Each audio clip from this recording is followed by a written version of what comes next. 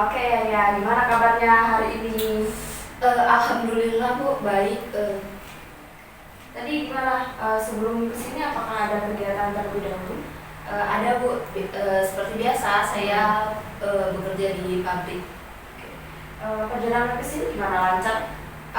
Untuk perjalanannya lancar, tapi di keretanya tadi sedikit sesak Bu, karena lagi jam pulang mungkin ya, jadi banyak orang dan saya nggak kebagian tempat duduk. Dan mungkin juga karena situasi lagi hujan ya, sekarang masih Masih hujan. Oke, jadi mengulang dari pertemuan kita sebelumnya, Yaya mengalami struggle gitu atau permasalahan sulit beradaptasi di Jepang ini. Nah, saya ingin tahu nih lebih jauh ya. Mungkin saya ingin tahu terlebih dahulu kehidupan kamu gimana di Indonesia sebelum kenapa bisa sampai ke Jepang ini. Baik Bu, jadi saya itu anak tunggal ya Bu. Jadi ayah saya tuh meninggal pas saya usia 12 tahun, dan kemudian ibu saya nikah lagi Bu sama nama saya biasa manggilnya bapak kan, Pak Dharma namanya Bu. Terus waktu nikah di dalam keluarga kita tuh kembali kayak seperti mula Bu, saya mendapatkan peran ayah gitu. Kalau saya mendapat kasih sayang dari seorang ayah, jadi kayak harmonis lah Bu keluarga saya tuh. Jadi waktu ulang tahun saya juga, bapak sambung saya itu sangat-sangat merayakan ulang tahun saya gitu. Tapi setelah saya lulus dari pesantren Bu, waktu SMA ibu meninggal. Jadi ibu meninggal, terus ibu meninggal, saya sama Pak Dharma hidup berdua Bu di rumah. Bapak kerjanya jadi guru di pesantren saya dulu. Saya di rumah cuma di rumah aja nganggur gitu selama 1 tahun. Terus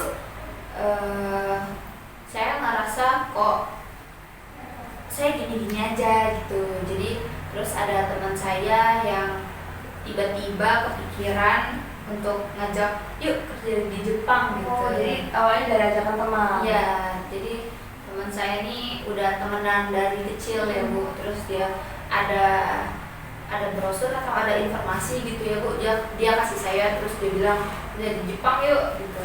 Awalnya saya ragu kan Bu, karena dari bahasa saya nggak tahu sama sekali, sama budayanya saya nggak tahu sama sekali. Karena impian saya juga kayaknya negara Jepang bukan jadi negara tempat saya mau ke sana gitu kan, nggak ada pemikiran mau ke Jepang.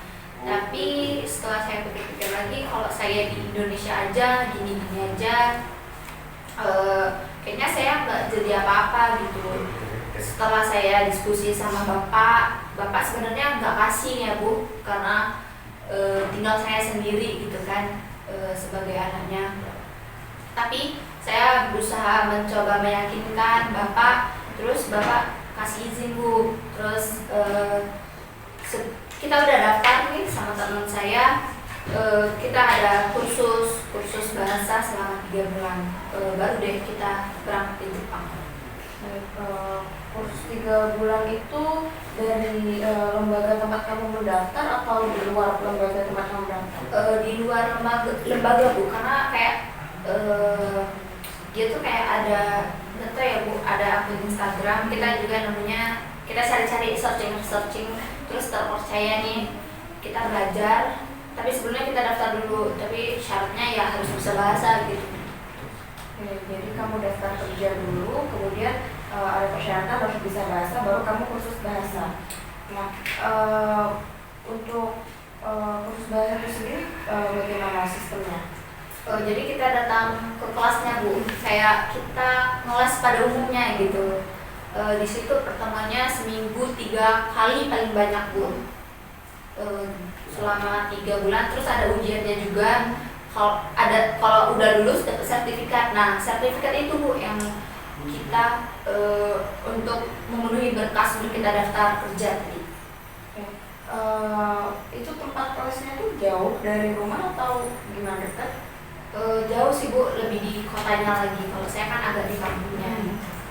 Nah, dalam mengurus berkas untuk mendaftar kerja ke Jepang nih, kamu mengalami kendala nggak atau apa bisa dijelaskan? Pastinya banyak ya Bu, karena lembar-lembarnya tuh banyak sekali yang harus diurus, dari identitas diri, dari paspor, visa, pendidikan terakhir, sama sertifikat bahasa tadi Bu. Setelah kamu memenuhi semua persyaratan itu, kemudian kamu kirimkan ke sana atau bagaimana? Itu kita semuanya pakai online Bu. Oh, online. Oke. Nah, setelah itu bagaimana? Dinyatakan diterima dulu atau kamu ke Jepang dulu untuk menjalani interview dan sebagainya baru dinyatakan diterima? Jadi ya ada interviewnya dulu. Kebetulan ada berapa ratusan orang yang mungkin daftar, dan saya sama teman alhamdulillah lulus Bu. Itu melalui pemberkasan tadi, terus ada wawancara juga, interview gitu. Terus baru kita dibiayai ke Jepangnya. Itu dibiayai dari pihak perusahaan? Iya, dari lembaganya. Oke, nah itu di perusahaan itu kamu langsung masuk bekerja atau gimana, atau training dulu? Training dulu Bu, selama 1 bulan. 1 bulan. Nah, untuk tempat tinggalnya sendiri di Jepang ini gimana? Karena kan ya kamu tadi kamu bilang kamu tidak ada kenalan dan di sini kan kamu dengan teman kan. Terus untuk tempat tinggalnya sendiri gimana? Itu tuh kayak disediain asrama ya Bu, tapi asrama ke tempat kerjanya tuh juga jauh, jadi kayak kita harus tetap pakai transportasi umum. Tapi udah disediain Bu. Terus pas pertama kali kita ke sana, kita nggak langsung kamu di bagian ini ya, kamu di bagian ini, enggak Bu. Pas kita udah nyampe di sana, terus kayak ada training sama 1 bulan. Terus kita tuh mengerjakan seluruhnya Bu. Terus dilihat ya mungkin dari atasan di mana nih bidang yang bagus untuk dia. Jadi kesana.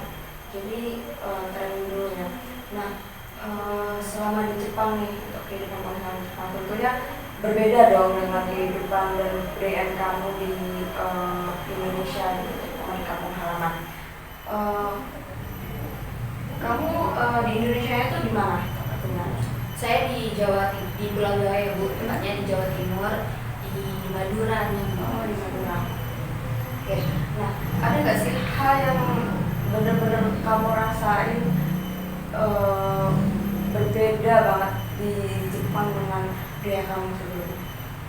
Pastinya banyak ya Bu. Kalau di Jepang itu orangnya sendiri-sendiri, individual. Kalau di tempat saya tuh ramah. Kalau ada yang lewat tuh pasti mau kemana gitu, kayak maksudnya saling tegur gitu Bu. Kalau di Jepang kan nggak ada. Terus terkait tentang kerjasamanya, kalau di kita tuh kental banget kerjasamanya. Kalau di Jepang tuh kayak ya saya bilang tadi, lebih ke individual. Lalu dari perbedaan yang kamu rasakan itu, ada yang menjadi masalah untuk kamu yang sehingga kayak jadi konflik untuk kamu tinggal di sini? Ada Bu.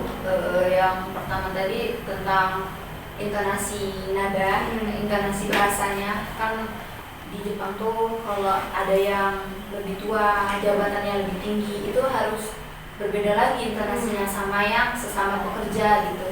Terus ya tadi kalau kita salah ya udah kita tanggung sendiri. Nggak ada nih teman-teman yang mau bantu. Kalau kita ada kesusahan juga nggak ada pekerja lain itu kayak menawarkan mau dibantuin nggak. Kalau di negara saya kan, kalau di tempat saya pastinya kayak ayo aku bantu gitu. Kalau di sini nggak ada. Jadi kayak harus apa-apa tuh sendiri gitu. Selain itu ada lagi nggak dari segi bahasa, mungkin dari segi cuaca iklim ya, karena kan jauh berbeda ya iklim di Jepang dengan iklim di Indonesia. Kalau di cuaca ada Bu, karena pertama kali saya kesini saya terkejut dengan cuaca minusnya, karena dingin sekali. Kalau kalau di daerah saya sangat sangat panas, jadi kayak tiba-tiba terkejut dan saya demam. Oh, kamu sampai demam? Iya. Ya. Nah, kemudian dari permasalahan atau konflik yang kamu alami tadi, dapat saya simpulkan bahwa kamu merasakan perbedaan ya, terutama di dalam budaya, karena di sini kan lebih individualis dan sedangkan di budaya kamu sebelumnya itu kayak untuk gotong royong itu masih sangat kental sekali, dan dari segi bahasa juga. Nah, dan itu benar sekali Bu. Oke, nah terus ada nggak sih langkah-langkah kecil yang oke, sebelumnya saya mau tanya dulu nih, kamu udah berapa lama di Jepang? Saya udah hampir 5 bulanan Bu. Ya 5 bulan ya. Nah, dalam jangka waktu 5 bulan ini kan kamu sudah mulai merasakan konflik gitu kan. Nah, itu ada nggak sih langkah-langkah kecil yang mungkin kamu lakukan untuk gimana ya, bisa mengurangi perasaan konflik tersebut? Untuk terkait yang bahasa tadi, saya lebih kursus kembali ya Bu, kursus online gitu. Terus untuk yang individualis itu saya belum menemukan Bu, karena kayak saya menemukan mungkin emang udah dari sininya gitu individualis, jadi saya yang harus beradaptasi kayak oh ya udah kalau bekerjanya individual ya udah gitu aja. Nah, dalam segi bahasa tadi kan kamu bilang kamu sudah melakukan langkah untuk les ataupun secara online. Nah, kamu merasa nggak sih kalau kamu tuh kesusahan gitu dalam pengaplikasiannya, dalam penggunaannya? Agak sedikit susah sih Bu. Oke, jadi kamu tadi sudah benar-benar hebat sekali ya, karena belum tentu orang yang datang ke sini selama di negara yang dengan iklim yang dingin seperti ini dapat terus survive begitu, dan kamu sudah melakukan beberapa langkah kecil yang kamu rasa itu dapat membantu kamu untuk beradaptasi di sini. Nah, kemudian tadi kamu bilang kan bahwa kamu merasa agak sedikit susah dalam pengaplikasian bahasa begitu di kehidupan sehari-hari. Nah, mengapa kamu berpikir demikian? Karena saya masih merasakan hal-hal kecilnya Bu, masih merasa salah gitu. Nah, dalam kenyataannya apakah itu salah? Saya ada ditegur sama beberapa teman kayak kamu tuh nggak boleh gitu. Okay. Nah, teguran itu kamu rasakan itu sebagai, kamu nilainya ya, teguran dari teman-teman itu sebagai hal yang mereka tidak suka dengan kamu, atau itu sebagai hal yang ya demi kebaikanmu gitu? Demi kebaikan sih Bu, saya lebih baik ditegur gitu kan, kayak kamu seharusnya bukan gitu bahasanya kalau sama si ini gitu. Nah, jadi setelah mempertimbangkan hal tersebut, apakah kamu masih berpikir bahwa kamu tetap akan kesulitan untuk mengaplikasikan bahasa dalam kehidupan sehari-hari? Untuk di kehidupan sehari-hari sih enggak ya Bu, untuk sesama teman ya, atau antar pekerja yang kelompoknya sama di saya, tapi mungkin agak susah kalau saya ketemu atasan saya gitu, atau enggak kita ketemu orang asing yang kayak kita mau enggak sengaja melakukan kesalahan, jadi tapi kita menggunakan bahasa yang kurang gitu menurut mereka, tapi untuk kita udah bagus, mungkin di situ yang agak susahnya. Oke. Nah, untuk yang tadi untuk masalah individualis sendiri, apakah kamu sudah pernah gitu kayak mencoba mendekatkan diri dan mengakrabkan diri ke teman-teman yang bisa dibilang warga lokal sini ya, orang Jepang? Ada sih Bu, mungkin 1-2 orang ya, tapi yang lain tuh agak susah dideketin. Nah, untuk 1-2 orang ini bagaimana respon mereka saat kamu berusaha mendekatkan? Nah, mereka ini Bu yang sering bilang kalau bahasa ini salah digunakan gitu, intonasinya bukan begitu. Jadi secara tidak langsung mereka itu yang memberikan koreksi sehingga agar kamu tidak salah. Benar sekali Bu. Terus kita juga kayak berbagi budaya gitu, kayak budaya saya begini, atau enggak ada makanan gitu ya Bu, kita kadang tukar atau mereka memperkenalkan kalau ini makanan khas ini enak, atau pakaiannya begini gitu.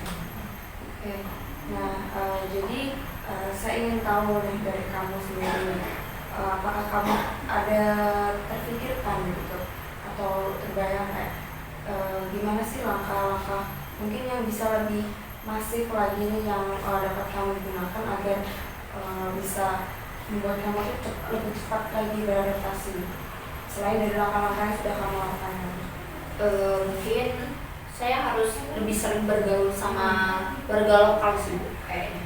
Oke, dari itu untuk segi lingkungan bahasanya sendiri bagaimana? Eh, untuk bahasa yang pasti saya harus lebih mengasah bahasa saya sendiri. Mungkin kursus aja nggak cukup, harus lihat dari tutorial. Biasa kan kata orang kalau sering dengar gitu akan sering atau enggak, kalau kita sering atau menerapkan bahasanya terus menerus akan terbiasa. Mungkin itu Bu yang akan saya gunakan nanti. Yang akan kamu lakukan ya. Nah, kira-kira kapan kamu akan memulai merealisasikan apa yang kamu pikirkan? Kemarin udah sempat ya Bu, tapi belum juga. Tapi kayaknya akan secepat mungkin agar konflik ini nggak jadi besar dan nggak jadi bumerang bagi saya Bu. Dari kamu yang menyampaikan tadi bahwa kamu akan melakukan itu dalam waktu dekat-dekat ini ya. Nah, mungkin bisa saya memberikan tugas atau menugaskan kamu, ya? Boleh. Nah, jadi saya ingin kamu itu melakukan gini. Kan dalam segi bahasa kan kamu tadi masih terkendala. Nah, saya ingin kamu itu belajar dalam satu hari itu 10 kosakata yang digunakan untuk orang yang lebih tua, orang anak muda, atau yang lebih muda dari kamu. Bagaimana? Boleh Bu, cukup Menarik ya. Nah, mungkin dalam untuk belajarnya sendiri kamu bisa mengakseskan di website bahasa itu kan sangat banyak sekali ya, bahasa untuk belajar bahasa Jepang. Mungkin nanti juga bisa melalui tutorial-tutorial di YouTube gitu. Baik Bu, tapi saya izin bertanya ya Bu. Itu tadi kan baru kosakata itu tuh bebas.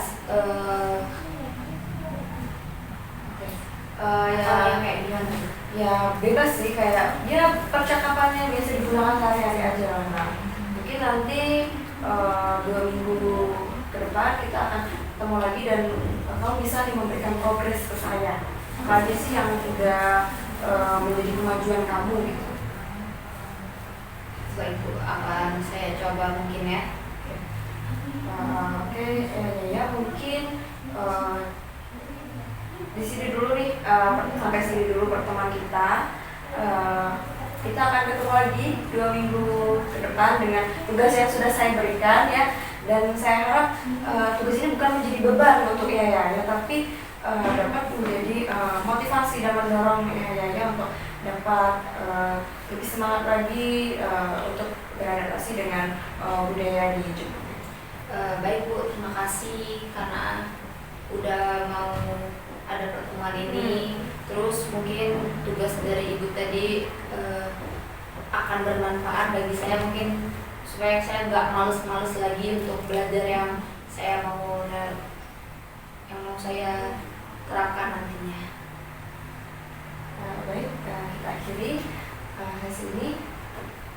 Selamat sore ya. Sore Ibu.